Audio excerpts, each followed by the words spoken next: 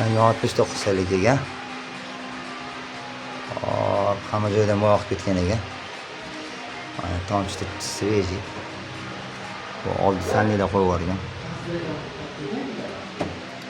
Yerdan oqib ketgan. Galovka proklatkalardan oqib ketgan.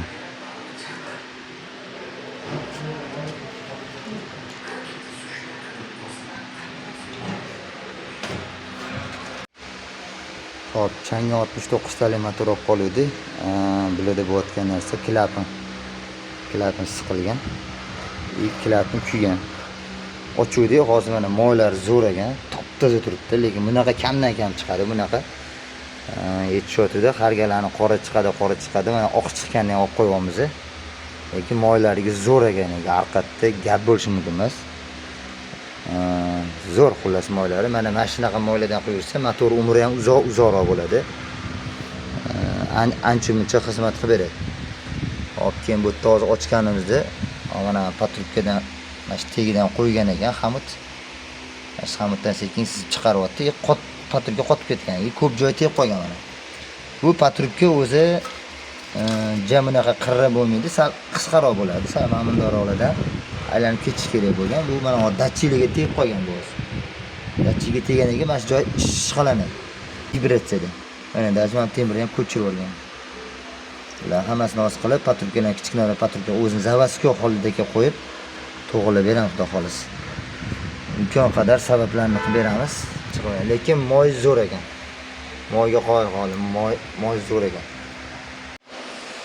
Xo'p, galovkani yechib oldik, xudo xolasa 4-silindr mana shu kichkina bo'lib ketgan. Kichkina bo'lib chekib ketgan. Ichiga kirib erib ketgan. Yaxshilamadi. Sidlo cho'kib ketgan, endi bunga shu qalinroq klapni qo'yib ko'ramiz imkon qadar. Xudo xolasa yaxshi zo'r cho'tka qilib beramiz. Qizgan jo'naqa ana yerga oqadigan darajada oqizmagan-a? Sekin tomchilaganda. Tomchilab ispirina bo'lib ketilgan. Shuni yechganda bir to'la qovurish kerak. Qovuramiz shuni ham. Mana patrubka mana shu joy mana datchiga teganda. Datchiga tegib yeb tashlagan mashina. Shu mana shunaqa joylarga ahamiyat berish kerak iloji boricha. Shu tegib qolsa shu yirtiladi patrubka. Ancha o'yilib qolgan. Sal uzunroq qo'yib yuborilgan ekanda. Ichlari ham zanglab yotibdi. Endi bu sistema o'zi zanglab qolgan, o'shaning uchun tozalash iloji kimlardir kiseta tozalaydi. Kiseta misol uchun anaqa patrubkalarni chirib yuboradi. Trubkalar bo'lsa, chirib turgan trubkalar bo'lsa teshib yuboradi. Galovka proklatgani ham chirib yuboradi bu narsa. Keyin hamma narsani shlakka olib chiqib, yo radiatorga, yo motorni blokka teshigiga tiqiltiradi. Shuning uchun iloji boricha unaqa chaymagan ma'qul. Kisetada chaygan taqdirda 100% top-toza bo'lmaydi, bir 20-30% top-toza bo'ladi. Keyin yana antifriz qo'yib ozgina yurgandan keyin shunaqa bo'lib qolaveradi. Hop, shu klapinga yechayotgan changanimizga xudo xolasa yangi galovka qo'yadigan bo'ldik. Sababi bu klapinlarni o'zini qo'ysak, usulini klapini qo'yib chiroyli cho'tka qilib berishayotgan edi. Lekin buni ichidagi yana katta muammosi, ichida napralashi bo'ladi. Klapan ushab turadigan. O'sha napralashi ushamadi. Bunga o'zi katta napralashi qoqilgan ekan. Oldin remont bo'lgandir balkim. Bilmaymiz biz ham. O'shaning uchun napralashi qoqilganda napralashi bo'sh chiqyapti, yaxshi qoqilmaydi. O'shaning uchun buni o'zini qilib bo'lmaydi.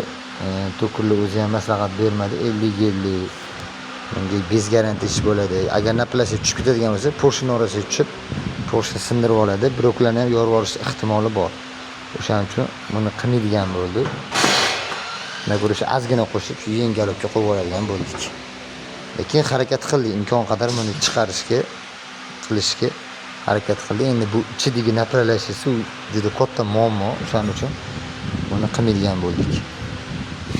Apasli bo'lgani uchun qilinmaydigan bo'ldi.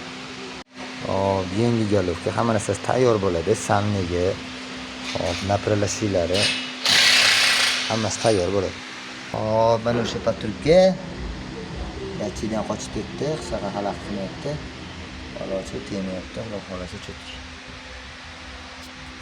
Hamshidan kelsa ham ketgan ekan. Skoch berib tuzgan ekan. Bunga ham boshqa olib keldik. Qo'yamiz o'zimizga, Xudo xolasa cho'tki qilib beramiz. Ba'zi filtr toza ekan. Yaqinda qo'yilgan ekan o'zi.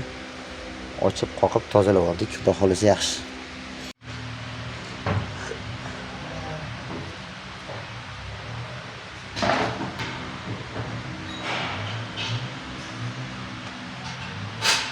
Hop, changan mashinamiz bo'ldi, Xudo xolasa.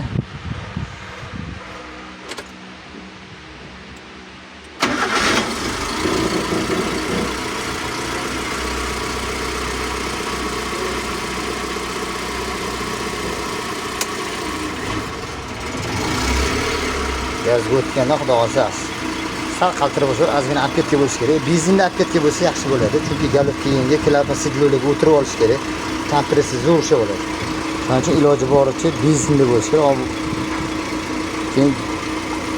Keyin gazini ham regulovka qilib yuboriladi. O'sha ozgina apketga bo'lgandan keyin, bo'lmasa hozir gazini to'chib regulovka chiqmaydi. Chunki galovga yengi hali. Sidlov bilan klapni yopishib olish kerak. Xudo xolasa obro'torishlari, ishlashlari hammasi yaxshi. Gazda bu. Gazda zo'r, gazga zo'r lekin bu obrot. Egalariga mo'roq bo'lsa, moy yaxshi bo'lsa yuraveradi Xudo xolasa. Moyi, suvi yaxshi bo'lsa, qo'ldan kelgancha Allohning izni bilan sabablarni qilib beramiz. Qolgan hammasi Allohdan. Yaxshiligi buyursin, yaxshiligiga haydasin. Xizmatligini qilsin. Endi hozir bir yarim soat, 1 soatcha apketga qilamiz. Gazda apketga qilib, suvlarni tekshirib, hech qayerdan suv qo'ymaydimi, antifriz qo'ymaydimi? O'shani hammasini tekshirib, keyin chiqazoramiz. Ventilyatorlar o'z vaqtida ishlab o'tishini tekshirishimiz kerak. Sart yopib zavod qilib chiqarib yubordi bo'lish kerak emas. Ventilyator ishlab o'tishini, havolarini oxirigacha tekshirib berish kerak. Chiqazib, ventilyatorlarni o'sha normal holatga keltirib berish kerak deb iloji boricha. Endi bizda shunaqa boshqalar deb bilmadim. Mashinamiz bo'ldi, Xudo xolasa.